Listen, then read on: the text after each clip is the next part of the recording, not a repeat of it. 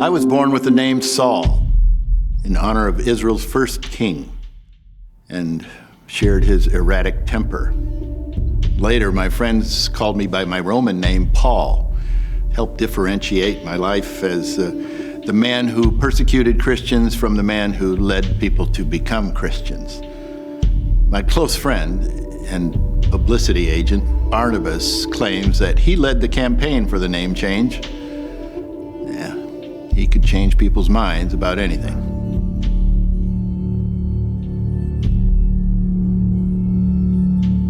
After the conversion of Cornelius, it was clear that God wanted people of all ethnic groups to become Christians. God chose a Jewish scholar to take the gospel to the entire world. I look at you and I am full of envy. Not because you're good looking, which you are. Not because you smell good, which you do.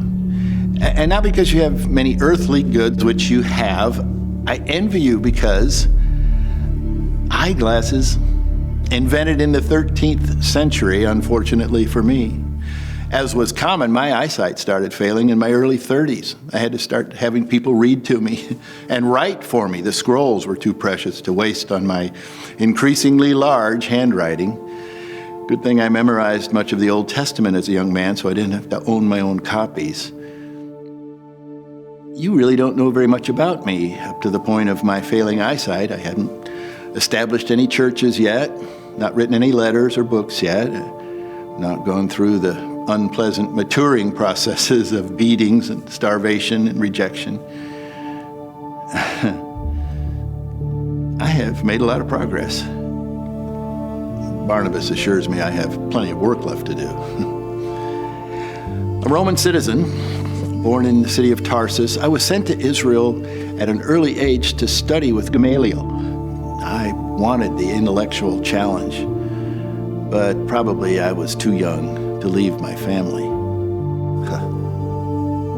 No matter how hard I tried, it wasn't enough to please my parents. No matter how smart I wasn't smart enough to please my teachers. And no matter how much I followed the laws of Moses and the Pharisees, it wasn't enough to satisfy God. A vicious cycle of effort and anger and low self-esteem.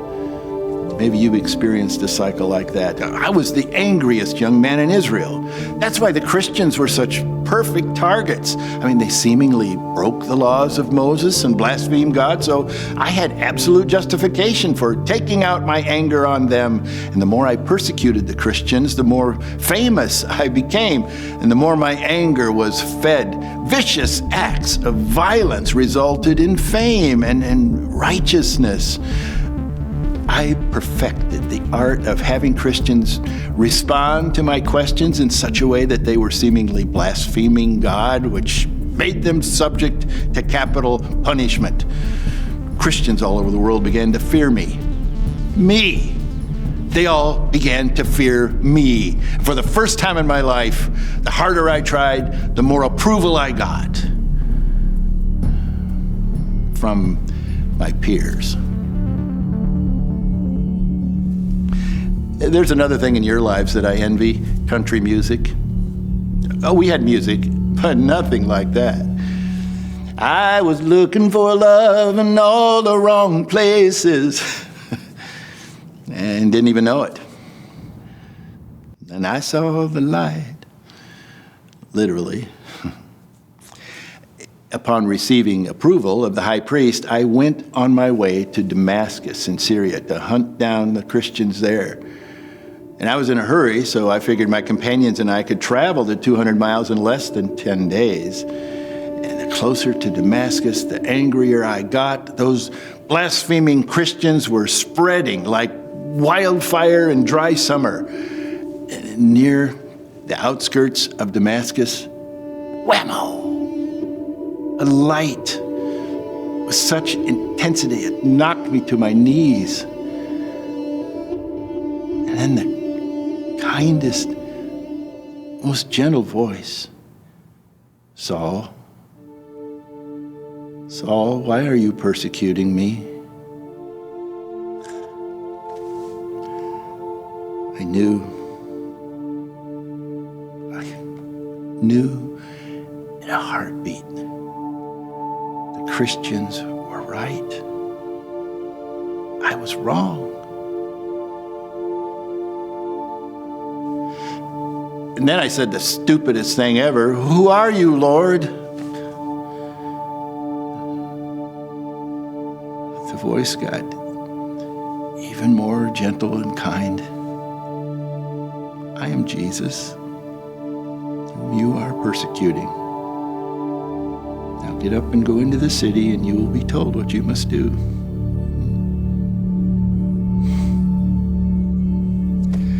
My companions had to lead me into town. I was blind for 3 days. I didn't eat or drink a thing. I just prayed. I didn't know it then, but the Lord was preparing me for the next step. Well, He had been preparing me my whole life. Across town, another man, Ananias, was being prepared. Not Ananias, the husband of Sapphira, who the Holy Spirit killed, or Ananias the high priest. No, Ananias of Damascus, a disciple of Jesus. In a vision, the Lord told Ananias to go to Straight Street and ask for Saul of Tarsus. For Saul had seen a vision of a man named Ananias who would come and place hands on him and restore his sight. Ananias was terrified. He questioned the Lord. He did not want to come. And then the Lord declared my entire future to Ananias. He said, this man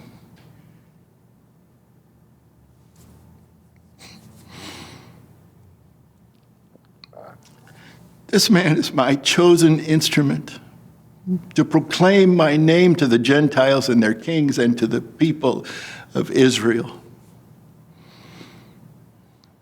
And I will show him how much he must suffer for my name.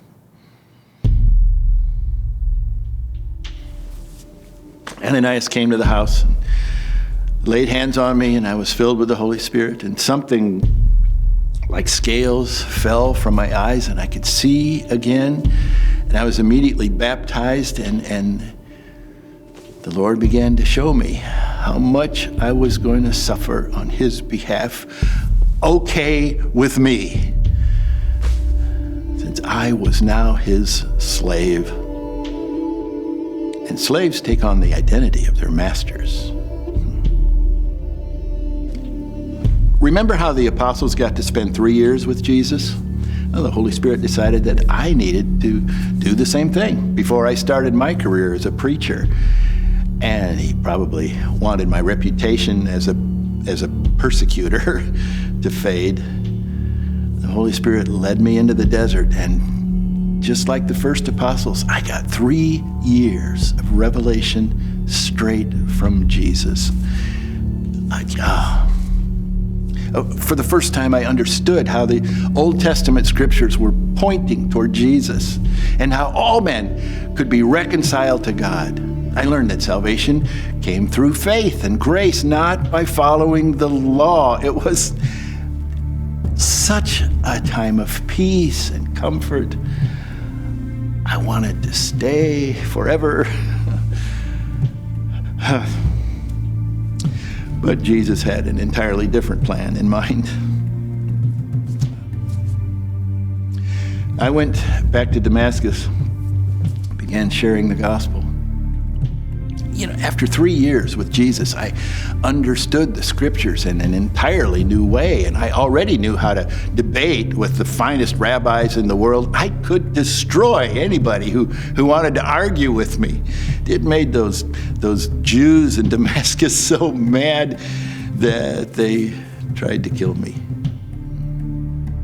Yeah, how deliciously ironic that the Christians I had come to kill had to lower me down through the city walls in a basket to escape the angry Jews. Some probably thought they should just let the Jews stone me, like I did Stephen. I returned to Jerusalem because I needed to meet the other apostles and start making amends. I got to spend 15 days with Peter. We developed a lifetime friendship, but also learned that our personalities clashed a bit. He thought I was an arrogant, educated Pharisee, and I thought he was blunt to a fault. We were both right, at least at that point in time.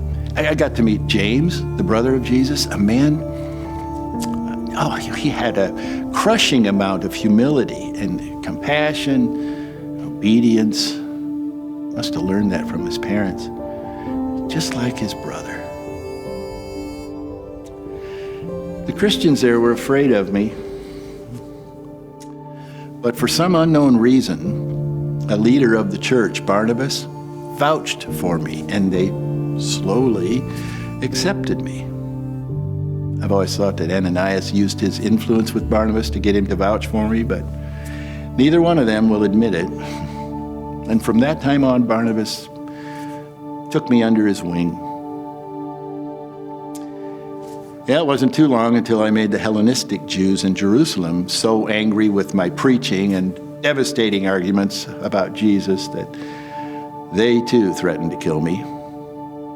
One time I was at the temple and the Lord appeared to me while I was in a trance and told me to leave Jerusalem immediately and that he was sending me far away to the Gentiles. Now, I'm no mathematician, but it seemed like a pattern was beginning to develop. So the Christians sent me to Philip in Caesarea, who sent me on to my hometown of Tarsus, where there were far fewer Jews. And once I was out of the way, the church in Jerusalem had several years of peace and continued growth. I spent most of the next few years evangelizing by myself in the areas of Syria and Cilicia, but my caustic personality was a constant hindrance. Rough edges still needed smoothing. One day, I was enjoying a cold glass of lemonade at my house in Tarsus when a knock came at my door. Barnabas, my old friend and mentor, was standing there and was ready for me to come join him at Antioch. I think Barnabas was just trying to encourage me when he said that the believers in Antioch were anxious for me to come join them. I know I didn't have the most touchy-feely persona, but I was ready to start working with Barnabas again, and practicing on the people in Antioch seemed like a good idea. And with Barnabas running interference for me, I got to stay in Antioch a whole year before the Christians were ready to send me to Jerusalem. Based on a prophecy from Agabus of an upcoming famine, the brothers in Antioch generously chose for Barnabas and me to take a contribution to Jerusalem. Besides, I needed to go to Jerusalem to improve my friendships with the apostles and James, and to get their approval for my plans to evangelize Gentiles throughout Asia. Barnabas and I took my new young assistant, Titus, to Jerusalem. This was during the famine of Claudius, and the people of Israel were suffering greatly. But it's from the famine that this time period can be dated to about 16 years after Jesus' resurrection. In Jerusalem, as we discussed the evangelization of the Gentiles, we agreed that the new Christians did not have to follow the laws of Moses. As an example, Titus was not required to be circumcised, to his great relief. Peter and the remaining apostles gave their approval to evangelize the Gentiles and sent me back to Antioch with instructions to do the very things that I wanted to do anyway. Barnabas brought his nephew, John Mark, with us. Our hope was that he would learn from Titus how to be a faithful assistant, although John Mark seemed like a spoiled rich kid to me. I'm hesitant to take John Mark on this upcoming journey, but I owe Barnabas so much that I'm not complaining. Well, I'm not complaining out loud. I am pouting a little. Jesus wants me to evangelize the Gentiles. I'm ready to go. When I think of how Luke will write about my story, being a doctor, I'm sure that he will make things look orderly. As a Christian, he will show us as the good guys in the white hats who always win in the end. Victors get to write history, and we Christians are far from being victors at this point in time. The Romans hardly know we Christians exist. Israel, just a tiny speck of the Roman Empire, and the Jews, just an unimportant irritant to the Romans. In Jerusalem and the rest of Israel, Judaism is the only important thing. All our lives as Jews revolve around following the laws of Moses in the best ways we know. And to the Jews, the Christians are the worst kinds of blasphemers. They completely misrepresent the character of God, and they worship a human as if he were God. It's nearly impossible for any of the common people to understand, but the Jewish leaders have an additional problem. If the Christians are right, then the Jewish leaders are wrong. This not only represents a theological problem, but it is a threat against the authority and wealth of the leaders.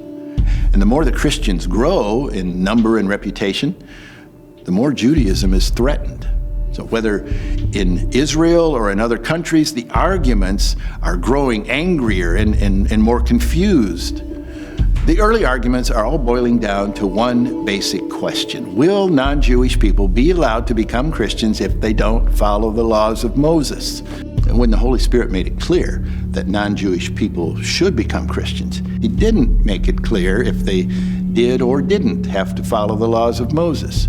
And it's critically important, because if the Gentile Christians don't have to follow the laws of Moses, it is increasingly obvious that the Jewish Christians don't need to follow them either.